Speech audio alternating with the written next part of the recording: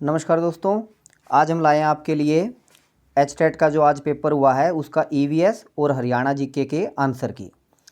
ये 20 सेट के आंसर की मैं आपको बता रहा हूँ। सबसे पहला हमारा प्रश्न है ईवीएस का 121वां प्रश्न, निम्नलिखित में से कौन सा कथन सही नहीं है। तो ये वन मृदा अपरदन से बचाते हैं, बिल्कुल सही बात है। इसमें अगर आप देखेंगे तो वन जलवायु व जल चक्र को प्रभावित नहीं करते हैं, ये गलत बात है। तो हमारा इसका आंसर होगा तीसरा, वन जलवायु व जल चक्र को बिल्कुल प्रभावित करते हैं। हमारा आंसर हो गया 121वें का तीसरा। इसके बाद है हमारा 122वां प्रश्न, भारत के किस क्षेत्र में स्थानांतरित खेती की जाती है। स्थानांतरित खेती हमारी झूम खेती मेनली पूर्वोत्तर क्षेत्र में की जाती है, मुख्य तौर पर असम और अरुणाचल प्रदेश में। तो ये हमारा आंसर बनेगा उत्तर पूर्वी क्षेत्र में। तो 122वें का हमारा उत्तर है उत्तर पूर्वी क्षेत्र, तीसरा आंसर। इसके बाद आगे बढ़ते हैं हम 123वां, वन पारिस्थितिकी तंत्र में पाई जाने वाली खाद्य श्रृंखला का चयन कीजिए। अगर आप इसमें ऑप्शन देखेंगे तो दूसरे ऑप्शन को छोड़कर बाकी ज़्यादातर जो हैं वो जलीय पारितंत्र के बारे में हैं। तो वन पारितंत्र में हमारा आंसर बनेगा घास, टिड्डा, मेंढक, सांप और बाज। ये हमारा वन पारितंत्र का आंसर बनेगा। तो इसका हमारे 123वें का आंसर है दूसरा। इसके बाद आगे बढ़ते हैं 124वां प्रश्न, प्राणियों की संकटाग्रस्त जातियां वे हैं। तो संकटग्रस्त वे होती हैं जिनके लुप्त होने का खतरा बना हुआ है, जैसे कि एक सींग वाला गैंडा, तो लुप्त होने का खतरा बना हुआ है, यानी चौथा इसका आंसर सही है 124वें प्रश्न का। चंद्र ग्रहण कब होता है। अगला हमारा प्रश्न है, चंद्र ग्रहण होता है जब हमारी पृथ्वी जो है वो सूर्य और चंद्रमा के बीच में आ जाती है, तो हमारा चंद्र ग्रहण होता है। तो हमारी पहला इसका आंसर सही है 125वें का, पृथ्वी सूर्य एवं चंद्रमा के बीच में होती है। इसके बाद है हमारा अगला प्रश्न 126वां प्रश्न, वन्य जीव संरक्षण अधिनियम भारत सरकार द्वारा कब लागू किया गया। तो वन्य जीव संरक्षण अधिनियम 1972 में लागू किया गया था। तो हमारा इसका आंसर तीसरा बिल्कुल सही है 1972। इसके बाद 127वां है, ये सूची 1 के साथ सूची 2 को मेल करना है। गिर राष्ट्रीय उद्यान ये हमारा भारतीय शेर के लिए विख्यात है, और काजीरंगा एक सींग वाले गैंडे के लिए विख्यात है। तो बाकी आपको देखने की जरूरत ही नहीं है। तो इसमें हमारा आंसर बनेगा हमारा तीसरा आंसर A2 और हमारा C4 ये हमारा इसका आंसर बनेगा दूसरा, A2 और C4। तो दूसरा हमारा आंसर बन गया। बाकी भी ऑप्शन देख लेते हैं इसमें। B रणथंभौर हमारा है बाघ के लिए, यानी बी का हमारा बनेगा तीसरा, बिल्कुल ठीक है। तो 127 का आंसर हो गया हमारा दूसरा। इसके बाद है हमारा 128वां प्रश्न, भूपर्पटी में सबसे अधिक प्रचुरता में पाया जाने वाला तत्व। तो यहाँ पे भूपर्पटी की बात की है इसने, तो इसका हमारा आंसर होगा ऑक्सीजन। अगर सिर्फ वायुमंडल की बात करता तो हमारा आंसर होता नाइट्रोजन। तो 128वें का उत्तर है ऑक्सीजन, भूपर्पटी में सबसे ज़्यादा ऑक्सीजन। दूसरे नंबर पर सिलिकॉन। प्राकृतिक संसाधनों को लंबे समय तक उपयोग करने के लिए संरक्षण में सहायक 3R जो होते हैं वो होते हैं हमारे रीयूज, रिड्यूस, रिसाइकल और हमारे रीयूज, यानी कि चौथा कम उपयोग करना, पुनर्चक्रण करना और पुनः उपयोग करना। तो 129 का हमारा आंसर है फोर्थ। इसके बाद आगे बढ़ते हैं 130, पृथ्वी पर मौसम परिवर्तन होने का इस तथ्य पर आधारित है। पृथ्वी जो कि अपने अक्ष पर झुकी हुई है 23.5 डिग्री, उसके कारण मौसमों में परिवर्तन होता है। तो पृथ्वी अपने अक्ष पर 23.5 डिग्री झुकी हुई है, यानी पहला पृथ्वी पर मौसम परिवर्तन होने का तथ्य इस पर आधारित है। ये वैसे प्रश्न इन्होंने दोनों चीज़ें देनी चाहिए थी, पृथ्वी की वार्षिक गति और पृथ्वी का अपने अक्ष पर झुका हुआ, ये दोनों ही कारण हैं, पर इन्होंने एक कारण दिया है तो हम पहले को उत्तर मानेंगे। पृथ्वी का अपने अक्ष पर झुका हुआ होना ही मौसम परिवर्तन का कारण है। 131वां प्रश्न देखिए, बायोडीजल के लिए किस पौधे की खेती की जाती है। रतनजोत, जट्रोफा जिसे हम कहते हैं, बायोडीजल के लिए रतनजोत की खेती की जाती है। इसके बाद बढ़ते हैं 132 की ओर, कौन सा पेट्रोलियम का उप उत्पाद यानी बाई प्रोडक्ट नहीं है। तो बिटुमिन जो है, बिटुमिन कोयला होता है, बिटुमिन पेट्रोलियम का उत्पाद नहीं है, बाकी सारे पेट्रोलियम के उत्पाद हैं। CNG व बायोगैस के मुख्य घटक के रूप में मिथेन गैस होती है। तो 133 का उत्तर है हमारा तीसरा, मिथेन। इसके बाद आगे बढ़ते हैं 134, संगमरमर कैंसर की घटना जो कि हमारे ताजमहल के जिसका शरण हो रहा है, ताजमहल का शरण हो रहा है, किस घटना के कारण अम्लीय वर्षा के कारण, एसिड रेन के कारण। इसका आंसर है दूसरा। कौन से ऊर्जा के गैर पारंपरिक स्रोत हैं, यानी कि अनट्रेडिशनल, नवीकरणीय स्रोत कौन से हैं? तो इसका आंसर है हमारा सौर ऊर्जा, परमाणु ऊर्जा और पवन ऊर्जा। इनका पहले हम कम उपयोग करते थे, अब बहुत ज़्यादा मात्रा में उपयोग है, तो तीसरा इसका आंसर है। इसके बाद आगे बढ़ते हैं। विटामिन B12 में उपस्थित धातु कौन सी है? बहुत इंपॉर्टेंट प्रश्न है। कोबाल्ट धातु, कोबाल्ट विटामिन B12 में उपस्थित धातु है। कैंसर के लिए इसका यूज किया जाता है। 137वां प्रश्न, कौन सी प्रक्रिया प्रकृति में होने वाले जल चक्र का एक चरण नहीं है? तो इसमें वाष्पीकरण भी जल चक्र का है और हमारा वाष्पोत्सर्जन भी है, अवक्षेपण भी है। प्रकाश संश्लेषण जो है वो हमारा कार्बन चक्र का है, जल चक्र से वो संबंधित नहीं है। तो 137 का हमारा आंसर होगा प्रकाश संश्लेषण, जो कि कार्बन चक्र का एक चरण है, जल चक्र का नहीं है। इसके बाद हमारा 138वां प्रश्न, निम्नलिखित में से कौन से क्रियाकलाप वनों के विनाश के लिए उत्तरदायी हैं? तो इसमें अगर आप देखोगे तो खनिजों की खुदाई बहुत ज़्यादा पैमाने पर करना, बांधों का बहुत ज़्यादा निर्माण करना और कृषि के लिए भूमि तैयार करना, ये तीनों ही ऑप्शन सही हैं। तो इसका आंसर होगा A, C और E। बाकी बांस से टोकरी बनाना, इससे वनों का विनाश नहीं होता। पत्तों से पत्तल बनाना, इससे भी वनों का विनाश नहीं होता।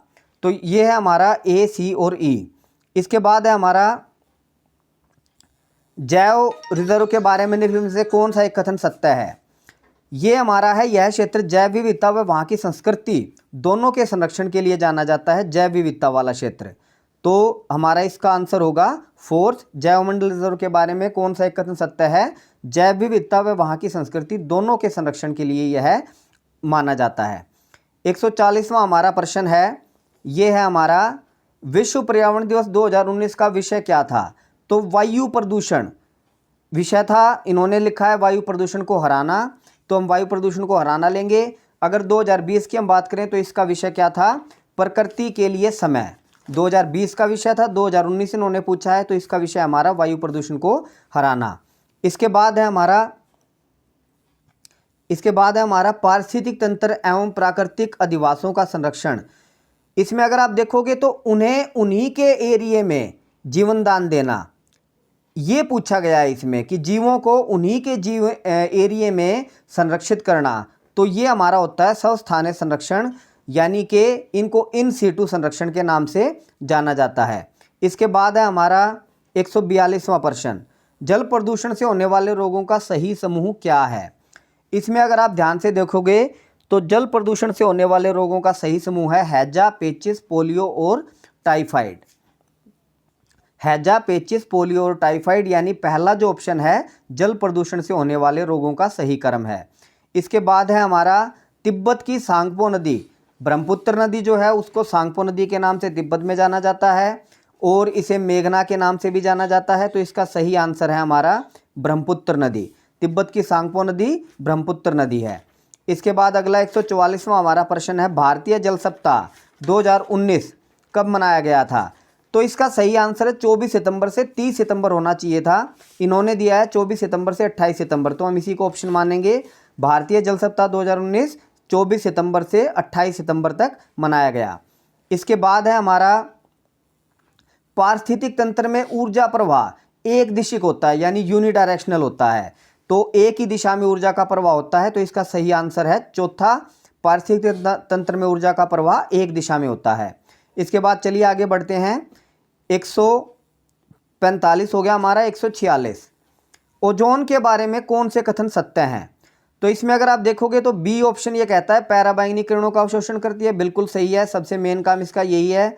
और डी, जल को रोगाणु रहित करने में इसका उपयोग किया जाता है और इसकी विशेषता यह है कि यह गंधहीन गैस होती है और रंग और गंध यह नहीं छोड़ती। तो ए, बी और डी इसका सही आंसर है।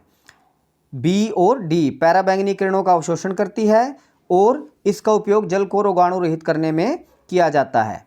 इसके बाद है हमारा 147 ग्लोबल वार्मिंग में तापमान, सारे के सारे मंडल दे दिए इन्होंने, सारे वायुमंडल के मंडल हैं, पर ग्लोबल वार्मिंग का मतलब है वायुमंडल की मेन शाखा, और मेन शाखा कौन सी है? अक्षोभ मंडल, जहां पे कार्बन डाइऑक्साइड ऑक्सीजन की मात्रा ज़्यादा है। तो इसका हमारा आंसर होगा अक्षोभ मंडल। ग्लोबल वार्मिंग में तापमान किसका बढ़ने से मतलब है? अक्षोभ मंडल में, तो इसका हमारा आंसर होगा अक्षोभ मंडल।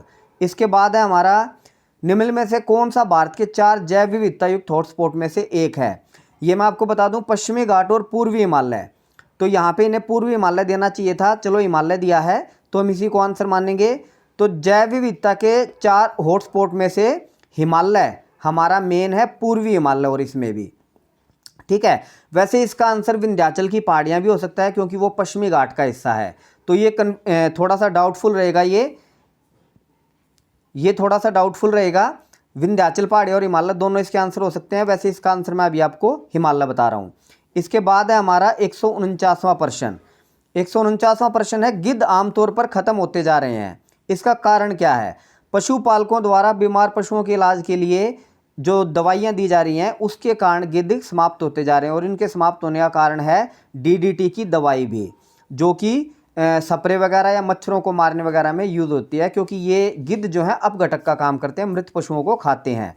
तो पशुपालकों द्वारा बीमार पशुओं के इलाज में प्रयुक्त औषधियाँ गिद्धों के समाप्त होने का कारण बनती जा रही हैं। इसके बाद कौन सा सही सुमेलित नहीं है? इसमें अगर आप देखोगे जो पानो भाजू है ये पश्चिम बंगाल में नहीं है, बाकी सारी की सारी जिस जिले में दी गई हैं उसी से ये संबंधित है। तो हमारा 150वें का आंसर है पानो भाजू, पश्चिम बंगाल। ये इसका सही उत्तर है, ये सुमेलित नहीं है। इसके बाद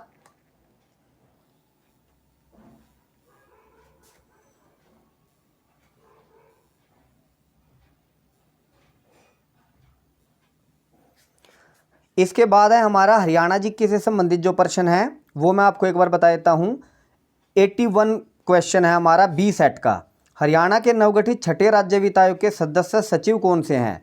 मैं आपको बता दूं कि जो पीजीटी वाला एग्जाम था उसमें इसके चेयरमैन पूछे गए थे और इसमें सचिव पूछे गए हैं, सेक्रेटरी। तो विकास गुप्ता हरियाणा के छठे वित्त आयोग के सेक्रेटरी हैं। इसके बाद है हमारा अगला प्रश्न 82वां, हरियाणा का निम्नलिखित में से कौन सा जिला अपनी सीमा किसी राज्य के साथ साझा नहीं करता? तो हरियाणा के 2 जिले ऐसे हैं जो किसी राज्य से सीमा नहीं लगाते, ये रोहतक और दादरी। तो इसमें हमारा आंसर दिया गया है दादरी, तो हमारा आंसर होगा दादरी, चरखी दादरी। इसके बाद है हमारा 83वां क्वेश्चन 83, किस वर्ष हरियाणा विधानसभा की अधिकतम संख्या 90 की गई? तो ये मैं आपको बता दूं 1967 में ये 81 की गई थी और 1977 में बढ़ाकर इन्हें 90 कर दिया गया था। तो इसका सही आंसर है 1977। इसके बाद है अगला प्रश्न हमारा, मनोहर ज्योति योजना किससे संबंध है? तो हमारी मनोहर ज्योति योजना सौर ऊर्जा से संबंधित है, सौर ऊर्जा से संबंधित योजना थी मनोहर ज्योति योजना। इसके बाद हमारा अगला प्रश्न है, द्रोणाचार्य पुरस्कार के लिए हरियाणा के किस कोच को चुना गया? तो ये थे हमारे कृष्ण कुमार हुड्डा, जो कि कबड्डी के कोच रहे हैं। कृष्ण कुमार हुड्डा 85वें क्वेश्चन का सही आंसर है। इसके बाद है हमारा अगला प्रश्न 86वां प्रश्न, कौन सा एक सही युग्म नहीं है?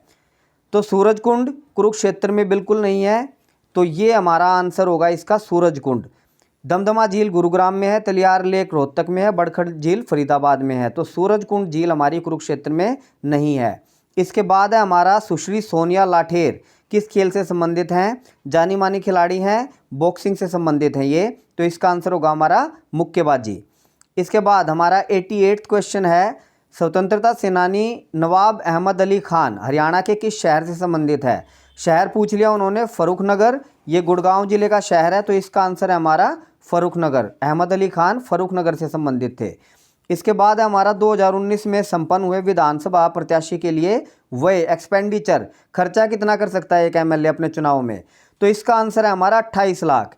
ये ध्यान दीजिए, ये 2019 के लिए पूछा इन्होंने। 2020 में कोरोना के कारण ये 28 लाख 10% बढ़ा दिए गए, यानी इसमें 2.8 लाख और खर्च कर सकता है, 30.8 हो गया अब।